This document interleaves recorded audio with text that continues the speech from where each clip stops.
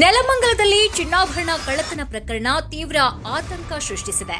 ಬ್ಯಾಂಕ್ಗೆ gold pledge ಮಾಡಲು ಹೊರಟಿದ್ದ ಮಹಿಳೆಯೊಬ್ಬರಿಂದ ಖತರ್ನಾಕ್ ಕಳ್ಳನೊಬ್ಬ ಬೈಕ್ ಮೇಲಿದ್ದ ಬ್ಯಾಗ್ ಕದ್ದು ಪರಾರಿಯಾಗಿದ್ದಾನೆ. ಈ ಕಳ್ಳತನದ ದೃಶ್ಯ ಸಿಸಿಟಿವಿಯಲ್ಲಿ ಸೆರೆಯಾಗಿದೆ.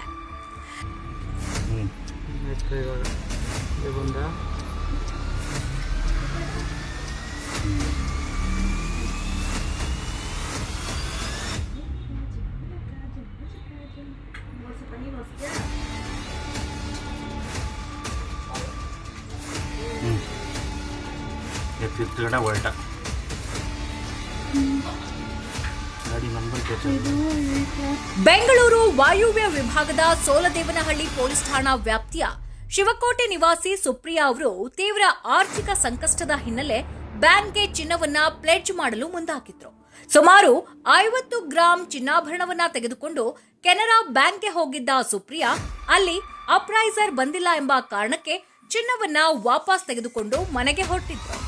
ಮಾರ್ಗ ಮಧ್ಯೆ ದೊಡ್ಡ ಬ್ಯಾಲದ ಕೆರೆ ಬಳಿ ದಿನಸಿ ತರುವುದಕ್ಕೆ ಬೈಕ್ ನಿಲ್ಲಿಸಿದ್ದ ಸುಪ್ರಿಯಾ ಬ್ಯಾಗ್ ಅನ್ನ ಬೈಕ್ ಮೇಲೆಯೇ ಇಟ್ಟು ಅಂಗಡಿಗೆ ಹೋಗಿದ್ದಾರೆ.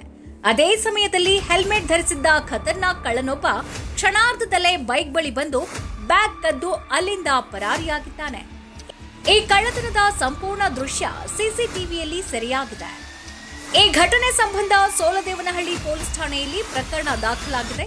ಪ್ರಕರಣ ದಾಖಲಿಸಿಕೊಂಡಿರುವ ಪೊಲೀಸರು ಸಿಸಿಟಿವಿ ದೃಶ್ಯಾವಳಿಗಳನ್ನು ಆಧರಿಸಿ ಕಳ್ಳನ ಪತ್ತೆಗೆ ಬಲೆ ಬೀಸಿದ್ದಾರೆ.